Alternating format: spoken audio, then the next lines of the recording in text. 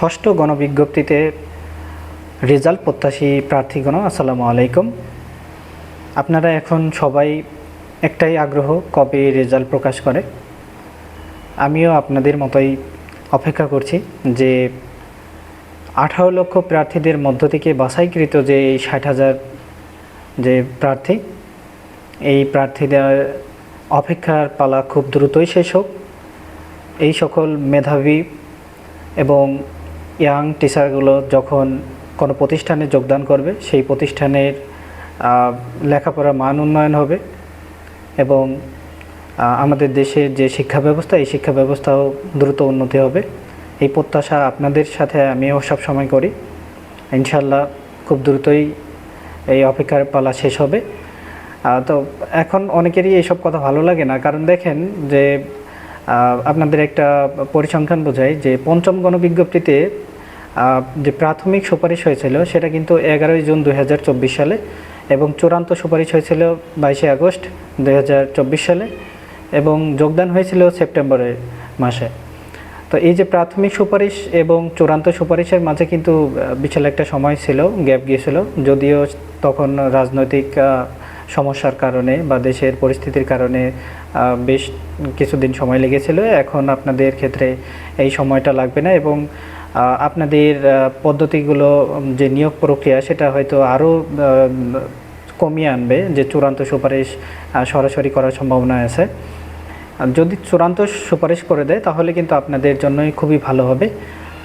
সরাসরি আপনারা অল্প কিছুদিনের মধ্যে হয়তো 5 থেকে 7 দিন আপনারা হাতে পাবেন। এই 5 থেকে 7 দিন পরেই আপনারা প্রতিষ্ঠানে যোগদান করতে পারবেন এবং আপনাদের যে কাঙ্ক্ষিত যে স্বপ্ন শিক্ষকতা, সেটা আপনারা পূরণ করতে পারবেন। আমি নিজেও আমার প্রথম চাকরি যেহেতু এমপিওভুক্ত স্কুলে, সেহেতু এই চাকরির প্রতি আমার দুর্বলতা বেশ আগে থেকেই। আমার একটা খুব ভালো লাগার একটা চাকরি ছিল, আমার খুব প্রত্যাশার একটা চাকরি ছিল।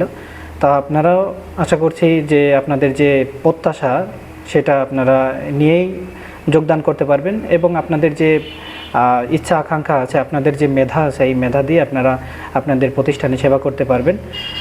তো যদিও দেরি হচ্ছে, আসলে এটা আমাদের বা আপনাদের কিছু করার নেই। এটা হয়তো বিভিন্ন কারণে, পরিবেশের কারণে দেখা যাচ্ছে যে যারা সনদ সংশোধনের চেষ্টা করতেছে তাদের দিক বিবেচনা করে হলেও এই দেরিটা হচ্ছে, বা রিটের যে ঝামেলা ছিল সেই সমস্যার কারণেও দেরি হচ্ছে।